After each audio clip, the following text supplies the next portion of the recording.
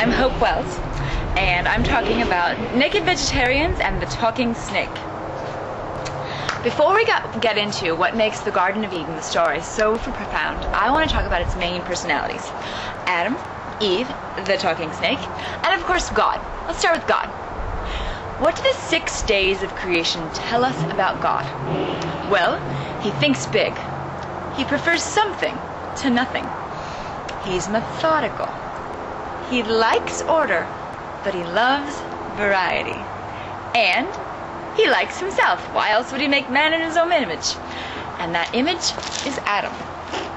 Just as God has his heaven, he gives Adam the earth. God intends Adam to one day subdue the earth, but for now, he lives in a paradise called Eden. This is Adam's domain. God doesn't micromanage Adam, but speaks to him at the breezy part of the day, and then only as a disembodied voice. God is as unintrusive as possible. But God always has Adam's happiness in mind. Before he creates Eve, God has Adam name all the animals. So this results in Adam's experiencing loneliness. Adam now wants someone. So it's then, and only then, that God creates Eve. Adam shouts, "This is at last, bone of my bone, flesh of my flesh." Romance comes to the Garden of Eden. Now consider Eve's world. She wakes up, fully grown, to a happy poet.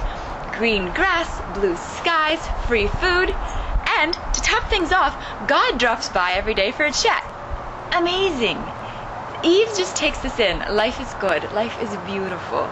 Everything is simply amazing. And when you live in an amazing world, if a snake talks to you one day, you think, goody goody, talking snake. Why would you question it? So, it happens, right? One day the snake says, "Is it really true that God said you must not eat from the tree?" And Eve replies, "Yes, for in the day of eating it, you will die." The snake says, "No, you will not die.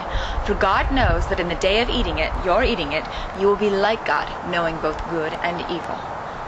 The snake is saying God lies because he is selfish. And Eve, being perfectly sensible, may have reasoned something like this. She could have thought, well, God has been good to me. However, the fact that I've only seen the good side of God doesn't rule out the possibility that there may be a bad side. He may be immoral. Okay, if his law may be immoral, and if so, it's unjust and therefore void, I can eat from the tree. I can be more like God and suffer no consequences. Completely logical. But Eve has been deceived, right? That doesn't make her evil or weak or stupid. To deceive is wrong. To be deceived is to have been wronged. Eve's choice was between believing God or a disinterested bystander, snake. Adam's problem was different. For Adam, the choice is between losing God or losing Eve.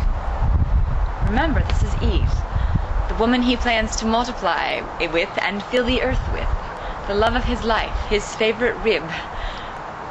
So Adam follows his heart and eats. Whatever mitigating circumstances there may have been, they were both willing to brush aside God's love to get something they wanted. Next, God comes to sort things out. Think about it. Not only are Adam and Eve stuck, God kind of seems stuck too. If he destroys A&E, it calls into question his wisdom in creating them. If he lets them off the hook, it means he can't keep his word.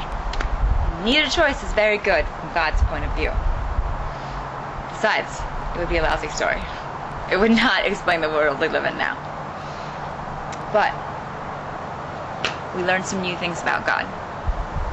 We learn by the way he deals with this situation, we learn that he's merciful, that he's flexible, and sometimes he speaks in metaphors. So that when he said, "In the day of eating it, you will die," apparently what he had meant was, you will die a little each day for the next 900 plus years.